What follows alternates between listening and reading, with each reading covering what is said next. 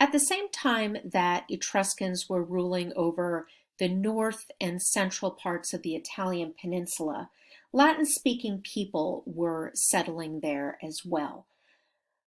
They were ruled for some time by Etruscan kings, but by 509 BCE, they overthrew the last of the Etruscan kings and unified the Italian peninsula. They began to rise to power after Alexander the Great's death in 323, but the Romans really traced their origins to a specific date, April 21st, 753, with the foundational legend of Romulus and Remus, and I'll talk about that in a moment. But generally, we'll talk about the Roman Republican period that starts in 509 when Rome overthrew the last of the Etruscan kings, and the Roman Empire, the imperial period, that starts in 27 BCE when Octavian took the title of Augustus and became the first emperor. The Roman Empire then is divided into three periods. The early empire, which starts in 27 BCE with Augustus, and this goes until the 2nd century CE. This is a period of relative peace. Then we have the High Empire, which starts in the 2nd century, and we see some massive building projects during this time. And then the Late Empire in the 3rd and 4th century CE. And this is when the power of the Roman Empire begins to erode. The borders are harder and harder to keep together, and it's difficult to keep order out on the frontier, which challenges the central authority of Rome. And you'll see that the Roman world really pushes the boundaries towards the east, the north, and the west. Christianity emerges and starts to threaten the authority of Rome. Finally, in 337, Constantine, the last emperor, converts to Christianity and moves the capital east to Constantinople.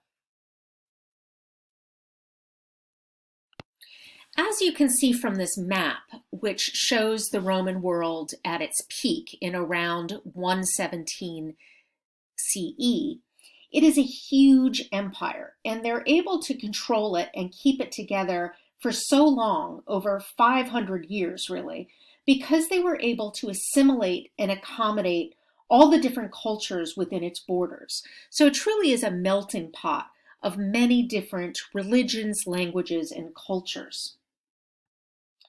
So Roman art is very eclectic and reflects this eclectic culture. At the beginning, it's mainly influenced by Etruscan and Greek cultures, but it assimilates and transforms them for its own purposes.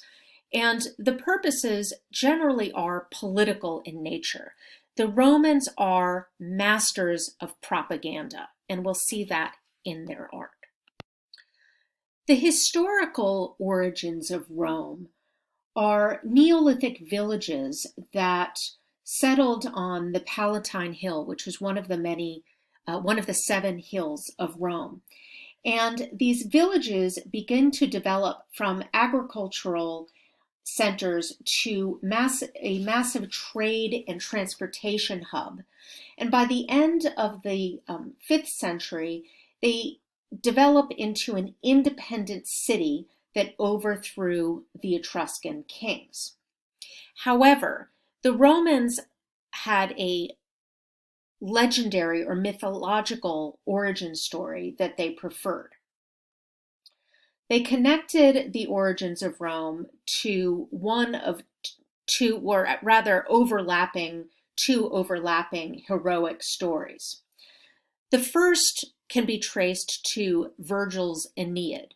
And Virgil's Aeneid is sort of like Homer's Odyssey or the Iliad for the Romans. And according to Virgil, Rome originated with a figure named Aeneas, who was from Troy. He was the mortal son of Venus, and Venus favored Troy in the Trojan War because her son Aeneas was there. The rest of the gods then convinced her to favor the Greeks, which the rest of them did, if her son Aeneid could escape and go to a new place and become a great leader. So Aeneas then travels to Rome and settles on the Palatine Hill. The second story that doesn't necessarily conflict with Virgil's is that of Romulus and Remus. These were two twins whose father was a powerful chieftain.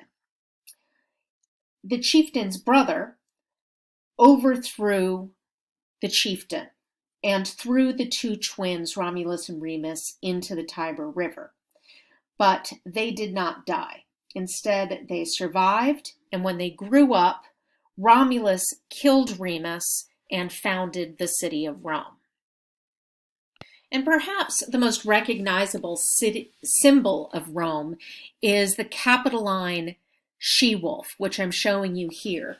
That does resemble in many ways the bronze chimera of Arezzo that we saw. And it was thought for many years, for much of its history, to be by a Etruscan bronze worker commissioned by a Roman patron. We now sort of doubt that, and there's been some recent research that suggests that it is actually from the 13th century rather than the 5th century BCE. The two babies underneath that represent Romulus and Remus are certainly additions of the Renaissance period. So this is a very misleading object, historical object, but over time it has really come to represent the city of Rome and this origin story of Romulus and Remus. Over time, the city of Rome, which is, of course, the center of this massive empire, becomes a sprawling metropolis. And I'm showing you here a model of the city of Rome that marks many of the monuments that we'll be looking at. Of course, the Colosseum and the Pantheon over here, as well as the aqueducts that bring water in and out of the city. It was a tremendously sophisticated urban environment. And I'd like you to think back to the rebuilding of the Acropolis in Athens and how the temple complex on the top of that hill was meant to contrast and show the balance between man's built environment and the Parthenon and the rugged topography of the hill. Here, the Romans are absolutely dominating the environment rather than showing balance in it. And it's really a metaphor for their worldview in terms of spreading the Roman Empire all over the Mediterranean world. As I mentioned, one way that the Romans were able to hold together such a large empire was through channeling the power of the image into propaganda, into political propaganda that sent messages of the power of Rome through the rest of the empire. And this is done in different ways throughout Roman history. But looking at the Roman Republican period, portraiture was a very important vehicle for sending a message of the type of government that was in power. I'm showing you here a typical Republican Roman portrait head in which we see that it is meant to look like a specific person. And this person is not interested in looking idealized or beautiful or classical. Instead, this gentleman, who is older, bald, with sticky outy ears and a large broken nose and a downturned lips that suggest that he probably had no teeth, he is interested in us understanding his age, his wisdom, and his gravitas. We'll call this verism, this style of Roman Republican portraits, in which the message is of seriousness, is of gravitas. The power is of someone who has the wisdom and the experience to lead. This is the moment of the Republican Senate, in which no particular person was in charge, but instead Romans were led by patrician families, by people who had earned their respect and the right to lead. And we see that literally written into the wrinkles and saggy skin of this gentleman here. And we only have to look at the Greek high classical period with, say, the example of the Doryphorus to see the contrast of how the Romans looked at their leaders as opposed to how the Greeks idolized youth. We see that Romans value age and wisdom as opposed to physical strength and beauty. It is meant to suggest humility, not an absolute ruler. It glorifies his wrinkles and shows him as serious and mature. We might also compare the Roman patrician to, say, Alexander the Great, who, although he was revered as a strong ruler, was always seen as idealized and young and thoughtful, with this great mane of curly hair.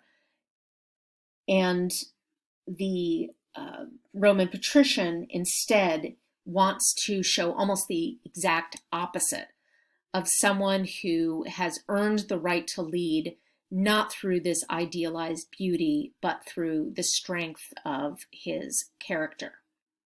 Portraiture also showed lineage and ancestry. Why would you want to emphasize a particular and perhaps unflattering trait? Well, it shows that you have a family lineage and a family resemblance. Ancestor portraits were proof of bloodline and separated old patrician families from the middle and lower classes, and also separated them from the newly wealthy. So likeness was very, very important to show you were related. So even unseemly physical traits were often faithfully replicated and even accentuated to show a familial relationship.